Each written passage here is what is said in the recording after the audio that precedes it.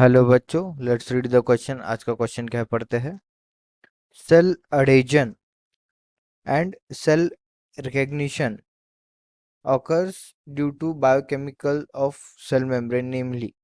सो देखिए, हमें चार ऑप्शन दिए गए और हमें पूछा है कि सेल अडेजन मतलब सेल का जो स्ट्रॉन्ग ये है अडेसिवनेस, और सेल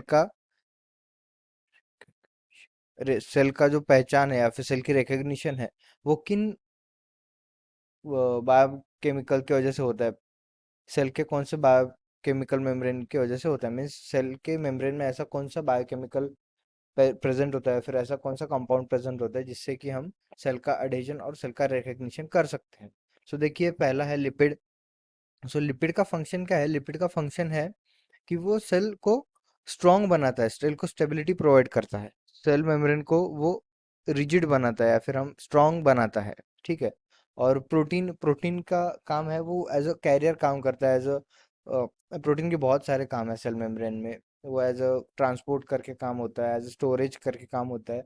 सो वो सारे सेल्स में सेम होता है, प्रोटीन और लिपिड का काम। तो सो हम रिकॉग्नाइज नहीं कर सकते प्रोटीन और लिपिड से कि ये सेल है ये।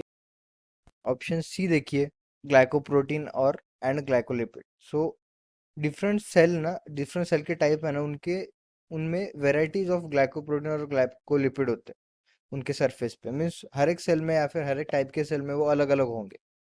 लीफ के सेल में अलग, स्टेम के सेल में अलग, right. Different type of cell exhibit different variety of glycolipid and glycoprotein on their surface। इनका काम ही है कि ये एज अ आइडेंटिटी मार्कर काम करते हैं, मीन्स ये उनकी पहचान होती है उस पर्टिकुलर सेल की।